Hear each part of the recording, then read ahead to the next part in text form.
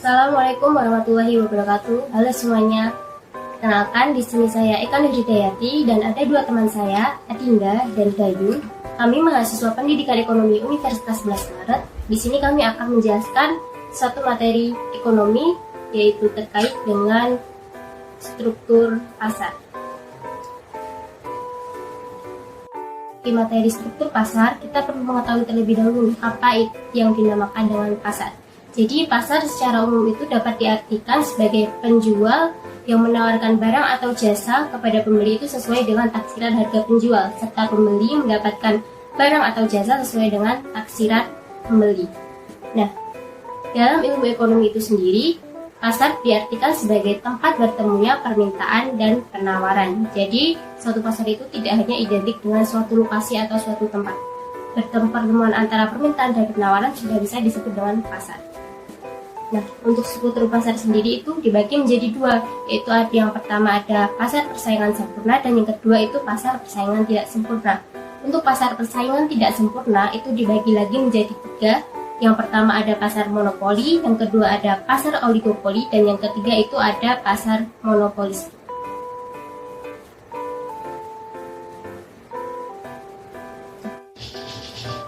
Nah, untuk pasar yang pertama itu ada yang namanya pasar persaingan sempurna.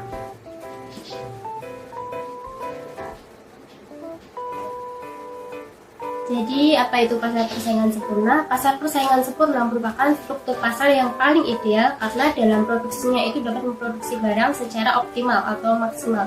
Nah, namun dalam kenyataannya itu yang namanya pasar persaingan sempurna itu tidak ada, yang ada hanyalah suatu pasar yang mendekati ciri-ciri dari pasar persaingan sempurna. Nah, selanjutnya untuk ciri-ciri dari pasar persaingan sempurna itu yang pertama terdapat banyak penjual dan pembeli. Nah, banyaknya penjual dalam pasar persaingan sempurna ini mengakibatkan antara penjual yang satu dengan penjual yang lainnya itu tidak dapat saling mempengaruhi. Kemudian untuk ciri yang kedua itu barang yang diperjualbelikan itu bersifat homogen atau sama ataupun serupa. Yang ketiga itu merupakan penjual atau pembeli itu mengetahui informasi yang sempurna mengenai pasar. Nah, informasi ini itu terkait dengan perubahan harga maupun terkait dengan faktor-faktor yang mempengaruhi perubahan dari harga tersebut. Kemudian yang keempat, adanya kebebasan untuk keluar masuk pasar. Jadi penjual itu bebas untuk menutup ataupun membuka lagi usahanya.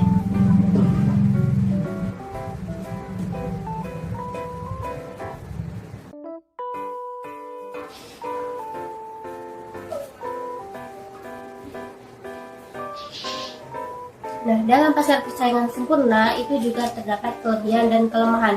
Untuk kelebihannya sendiri, yang pertama, pembeli bebas memilih produk yang diinginkan. Karena dalam pasar persaingan sempurna terdapat banyak penjual, sehingga produk yang bisa dihasilkan pun juga banyak. Kemudian yang kedua itu tidak adanya hambatan dalam mobilitas ekonomi, baik dari usaha ke usaha lain maupun dari lokasi satu ke lokasi lain.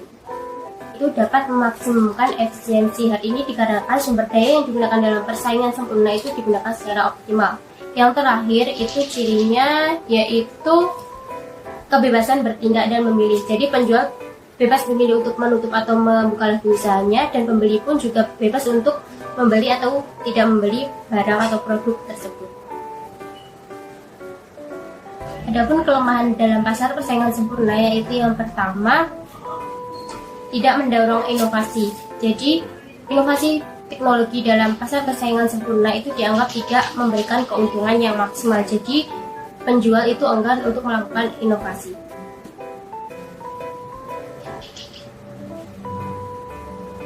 Kemudian, kelemahan yang kedua itu membatasi pilihan konsumen. Hal tersebut dikarenakan barang yang dijual dalam pasar persaingan sempurna itu barangnya sama semua atau bersifat homogen. Jadi pilihan konsumen hanya pada satu barang itu.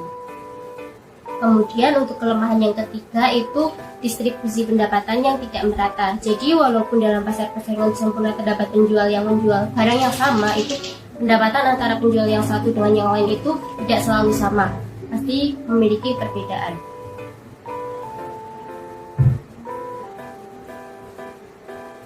Nah, ini merupakan salah satu contoh dari pasar persaingan sempurna, yaitu bisa dilihat dari pasar tradisional di mana terdapat banyak penjual buah-buahan maupun sayur-sayuran.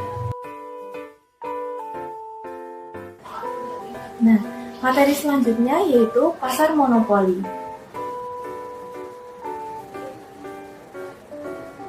Nah, apa yang dimaksud pasar monopoli itu? Nah, jadi pasar monopoli adalah situasi pasar di mana hanya ada satu penjual produk dan produk tersebut tidak ada penggantinya atau no substitusi. Nah, apa saja ciri-ciri pasar monopoli itu? Yang pertama yaitu di dalam pasar hanya terdapat satu penjual.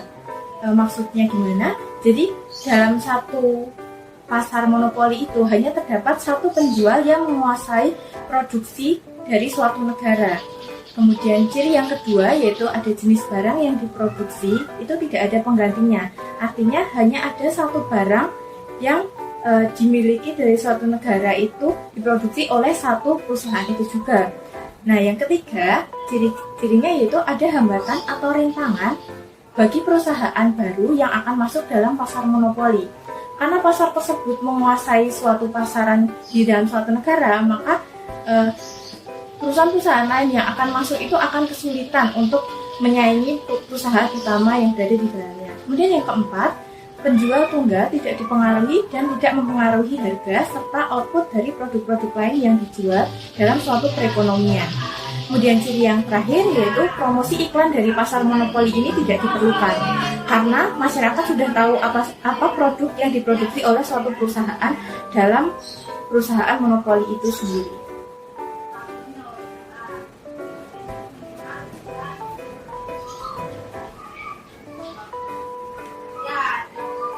Gitu ya.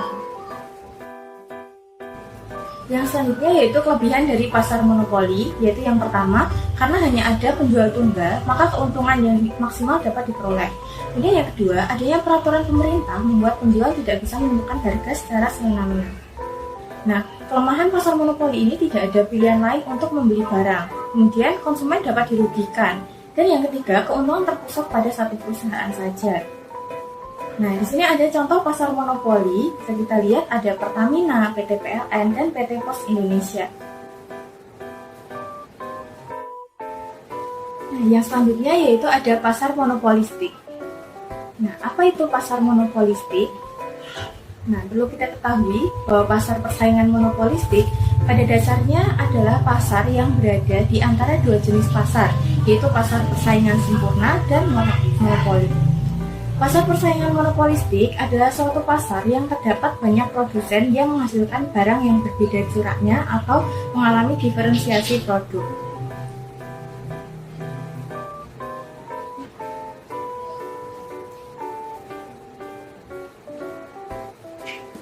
Oke. Nah, jadi yang selanjutnya yaitu ciri-ciri dari pasar monopolistik. Yang pertama yaitu terdapat banyak penjual. Nah, pasar monopolistik ini memiliki beberapa perusahaan di dalam suatu pasarnya, karena pasar monopolistik merupakan penggabungan antara pasar persaingan sempurna dan pasar monopoli, sehingga ada banyak penjual yang bisa masuk di dalamnya, sehingga ada banyak produk yang bisa dihasilkan. Ciri yang kedua yaitu para pelaku pasar mempunyai sedikit kekuasaan untuk mempengaruhi harga.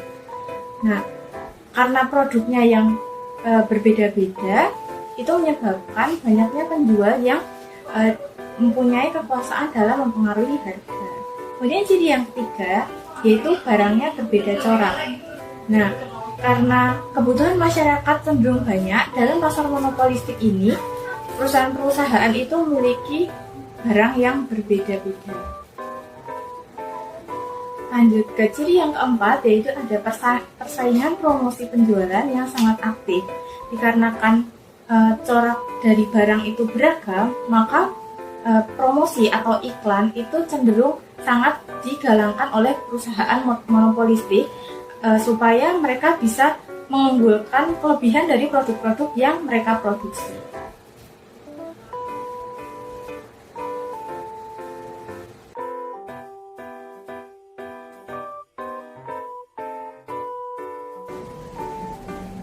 Berikutnya yaitu kelebihan dari pasar monopolistik, yaitu yang pertama, pasar monopolistik itu perusahaan-perusahaannya menghasilkan barang yang berbeda corak, di mana barang tersebut biasanya dibutuhkan oleh masyarakat banyak, sehingga produk yang dihasilkan itu memiliki banyak keunggulan dan kelebihan dari masing-masing produknya. Yang kedua, yaitu distribusi pendapatan dalam masyarakat lebih merata. Karena banyaknya pasar monopolistik yang bisa masuk ke dalam pasar, jadi ada banyak perusahaan di dalam pasar sehingga masyarakat itu memperoleh kesempatan untuk bekerja di dalam suatu perusahaan monopolistik. Nah, kelemahan dari pasar monopolistik yang pertama yaitu operasinya tidak seefisien pasar persaingan sempurna. Karena saking banyaknya produsen sehingga banyak perusahaan tidak mempunyai gerakan untuk melakukan inovasi.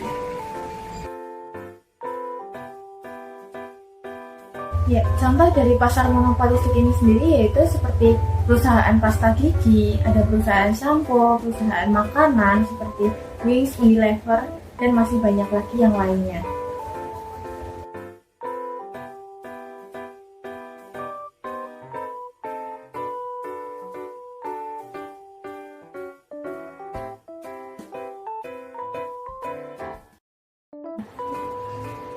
Nah, struktur pasar yang terakhir adalah struktur pasar oligopoli. Pasar oligopoli merupakan sekumpulan kecil perusahaan yang berupa perusahaan besar yang menguasai pasar oligopoli sekitar 70-80% dalam produksi dan penjualannya. Pasar oligopoli dia memiliki 5 ciri-ciri. Ciri-ciri yang pertama itu terdapat sedikit penjual yang menjual produk substitusi. Alasan dari adanya ciri-ciri yang pertama ini karena banyaknya penawaran pada perusahaan besar sehingga menyebabkan pada perusahaan kecil untuk lebih sedikit menjual produk substitusi. Dalam hal ini terjadi perang harga antara perusahaan besar dengan perusahaan kecil. Kemudian ciri-ciri yang kedua itu terdapat rintangan untuk memasuki industri oligopoli.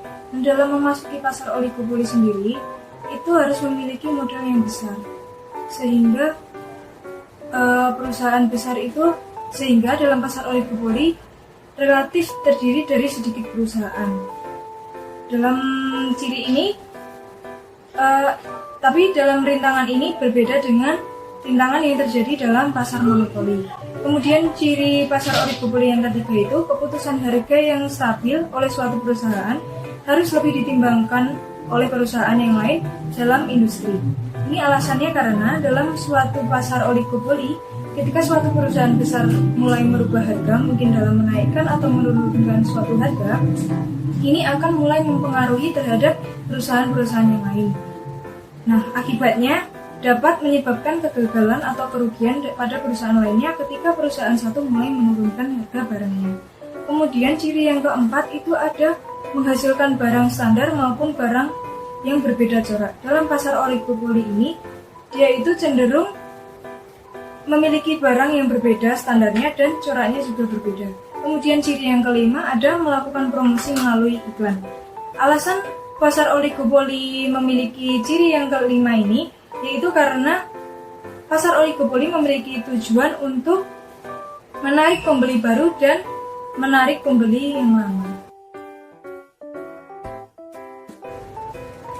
Nah, dalam pasar oligopoli sendiri dia memiliki kelemahan dan kelebihan. Dia memiliki 3 kelebihan. Yang pertama adalah barang yang dihasilkan itu berbeda corak. Kemudian yang kedua, efisiensi dalam menggunakan sumber-sumber dayanya. Dan yang ketiga, ada pengembangan teknologi dan inovasinya untuk menghasilkan barang-barang yang lebih istimewa.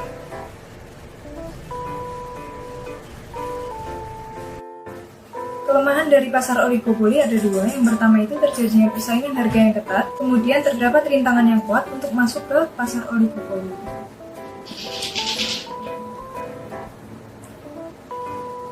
Berikut adalah contoh-contoh dari pasar oligopoli. Yang pertama ada perusahaan motor, yang kedua ada perusahaan mobil, dan layanan provider.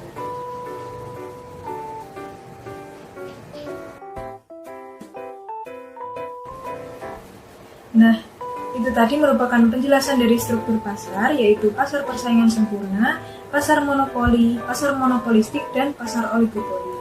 Semoga apa yang telah kita sampaikan tadi dapat bermanfaat bagi kita semua. Wassalamualaikum warahmatullahi wabarakatuh.